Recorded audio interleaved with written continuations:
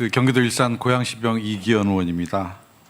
원장님 제가 34년 전에 학생과 제자로 만났는데 이렇게 또 34년 만에 이런 자리에서 뵙게 돼서 감회가 새롭습니다. 네. 이재명 정부가 참 어려운 상황에 출범을 했는데 특히 외교 안보 관련돼서 특히 북미 관계도 중요하고 남북 관계도 중요한데 중요한 역할을 해주시라 기대하겠습니다. 네. 질의 들어가겠습니다. 그 정치적 중립, 국정원의 정치적 중립 대단히 중요합니다.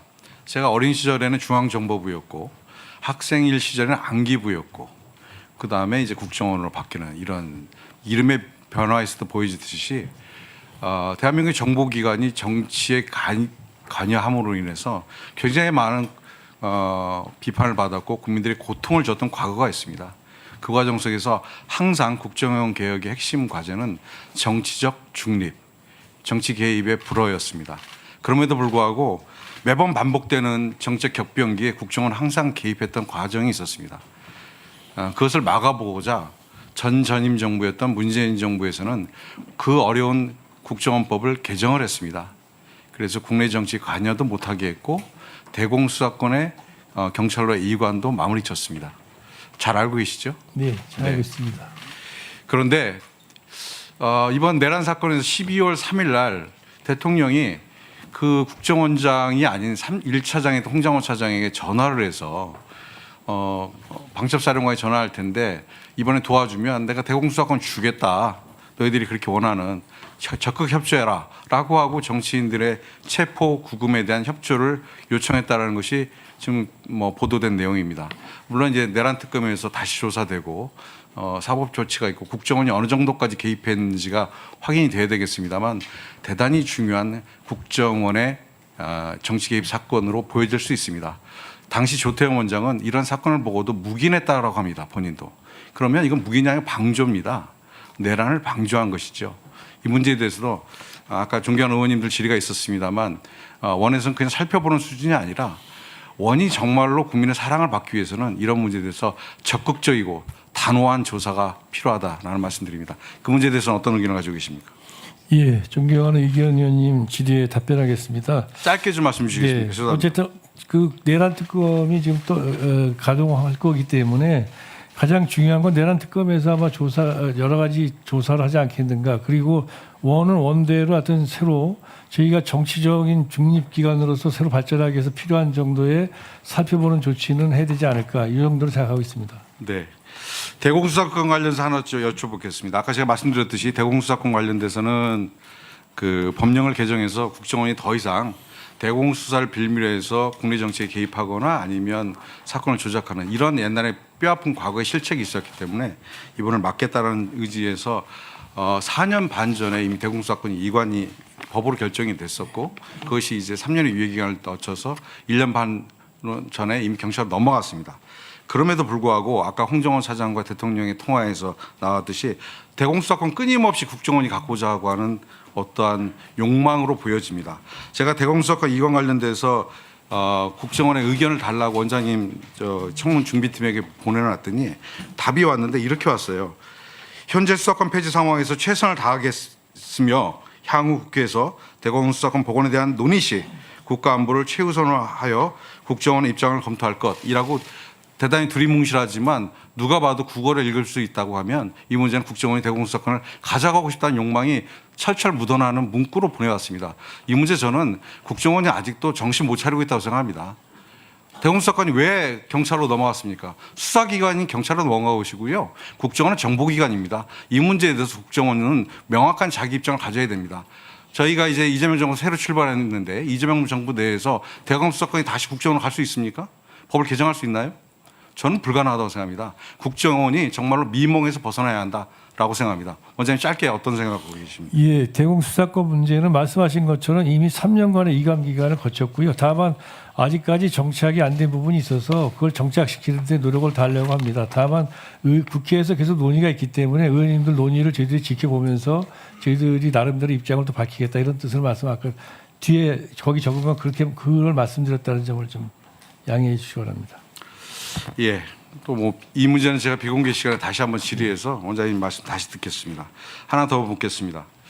윤석열 정부가 출범만 하고 나서 정말로 공안 정국 같은 사건들이 많이 있었습니다. 예전에 독재 정권 시절에 있을 만한 검찰이 정치에 직접 개입하는, 특히 국정원 사건에 개입했던 일들이 있었습니다. 동해 사건, 서해 사건인데요. 다 아시다시피 동해 사건은 살인죄를 저지르고 살인을 하고 넘어온 북한에 넘어온 사람들을 저희들이 체포했다가 다시 북한 넘겨보냈던 사건이고, 서해 사건 아시다시피 해수부 공무원이 자진월복했던 그런 사유의 사건입니다.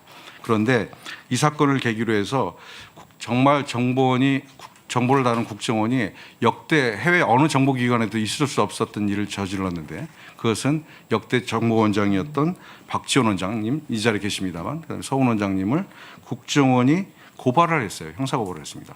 이게 있을 수 있는 일이 아닙니다. 그런데 이 일을 실제 진행했던 그 당시 김기현 원장은 윤석열 대통령의 지침을 받고 고발 문제를 대통령께 보고를 했다라고 김기현 원장이 정보위에 보고를 했습니다. 그 당시에. 그리고 그 당시에 NSC 상임위하고 실무조정위를 통해서 이 문제를 부처 조정을 실행했고, 그리고 이 문제 김태효 당시 1차장이 관여한 정황이 있다라는 것이 그 당시 민주당 TF의 조사 결과로 밝혀진 적이 있습니다.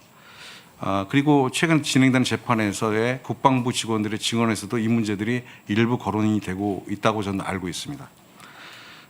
이 사건 관련해서 정말로 경위와 그리고 조사, 진상에 대해서 국정원이 뼈아프게 생각하고 조사해야 한다고 생각하는데, 원장님 생각 어떠십니까?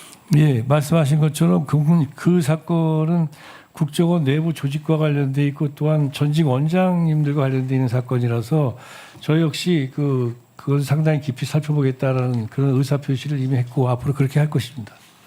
마지막으로 한 문제 물겠습니다.